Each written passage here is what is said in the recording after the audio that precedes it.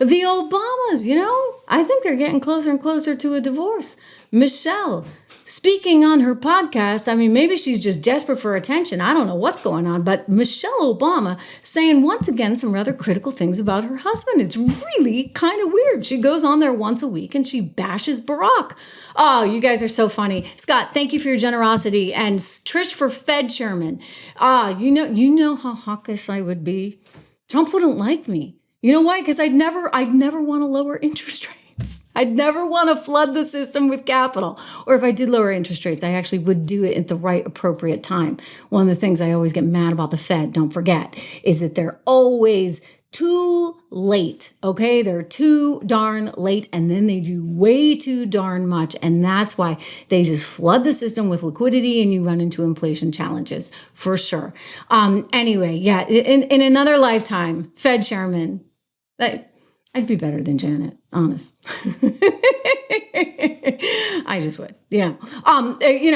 Jerome, look, he's got a hard situation. I realize that Trump would love to have lower interest rates right now. And look, whether he's right on that remains to be seen. I think that the economy is actually doing really well. So I'd be hesitant to flood the system with too much money. But I digress. Let's go back to Michelle Obama and the looming divorce. There were all those rumors about Jennifer Aniston. I was like, oh, okay, Barack.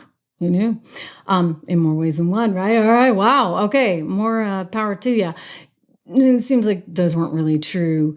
And she went on to Jimmy Kimmel's show and refuted it, even though you had all the tabloids writing about it. So that's neither here nor there. But there are just definitely a lot of rumors out there, a lot of rumors suggesting that there is trouble in the works. And Michelle's not helping things, okay? So every chance she can get, she kind of bashes the guy, whether it's on his finances and his inability to kind of manage his finances early in their lives, or just how hard her marriage is, etc. And now there was this little whammy where it's like, okay, tell me you hate your husband without really telling me you hate your husband. Let's play this sound. It's about what he needs as a grown man in the world. That would be... You should have threw a boy in the mix. I would. I'm so glad I didn't have a boy. Yeah. Because he would have been a Barack Obama. Baby Barack. It would have been amazing. No, I would have felt for him. What is that? Wouldn't you be delighted, right? If you love your husband, wouldn't you want a son who kind of was in his image? She's a strange lady. I gotta say, I think they have a really strange marriage.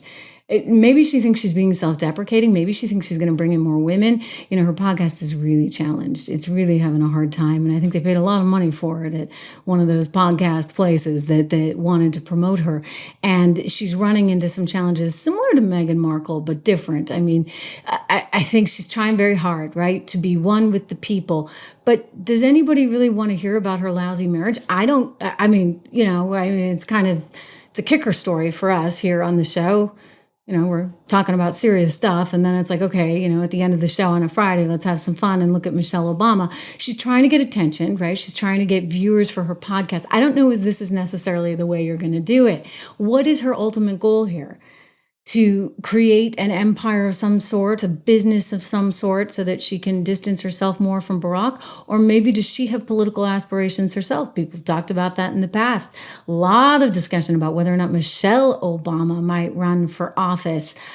I still think she has managed to really alienate herself from the base of the American population, even the Democrat Party, which increasingly now is getting crazy, crazy left, even too left for the Obamas, right? So I don't know if she has a future in that department. I don't know what this is about. Maybe she wants to employ her brother, for goodness sakes, for all we know, right? Now he's finally got a job that maybe he likes or maybe he doesn't. You got to sit next to her for an hour.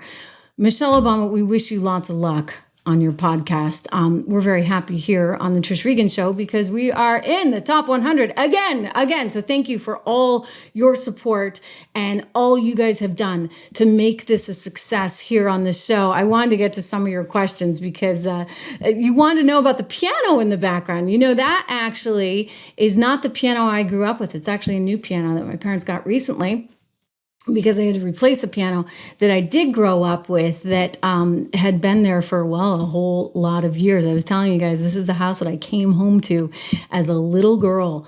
The very first house, yes, that I ever lived in. And I have a lot of fond memories here. And I'll tell you, my kids also have very fond memories because they've been coming here for years, ever since they were born, up to New Hampshire, live free or die. And we are going to go to the beach a little bit later to have a little cocktail maybe down at the beach and then head out to dinner. But it's a beautiful place. It's a great place to come home to. I think it probably informed a lot of my ideology, right, as a kid. In terms of the piano, I do play the piano. Of course I do. David, I sing, I play the piano. Do you know that I could actually read letters on music? Like I could read music before I could actually read because I knew A, B, C, D, E, F, G on the piano, and I could read that on a sheet of music when I was maybe 3 or 4, long before I ever learned to read English. So, music's another language, if you would, and it's one that I was always surrounded with and always appreciated. And I love jazz piano. I can play jazz piano. I'm not as into classical because, but I'm a classical singer. So there you go, right? Classical singer, but a jazz pianist who likes to improvise a lot. I think improvisation is it's kind of like what we're doing here, right? Like this whole show is sort of improv in that there's no prompter, there's no script, there's no, middle manager saying you can say this, you can say that. I think it's similar to my sort of musical style. While I do sing classical, when I sit down to play the piano and I sit to play for fun, and we have a piano in our house and I still play, it's more improv. So I'll look at the music that's on the page and then I'll kind of go off and do my own thing because, I like having that independence. Anyway, I see so many of you. Peace of my mind. I need to play that piano, right? Yeah, maybe tomorrow. Okay. We'll do a little tour tomorrow. Anyway, it's good to see all of you guys back here. Thank you for everything you do to keep this channel sort of high on everyone's list. And I love it. And we're going to be back again tomorrow. I think tomorrow. We'll see what's going on in the news. Certainly, of course, on Monday. But right now, I'm going to just spend a little time one-on-one with my folks and with my son who came up with me. And we're going to enjoy our evening. I hope you enjoy your weekend. And we'll talk again, if not tomorrow, for sure on Monday. See you then.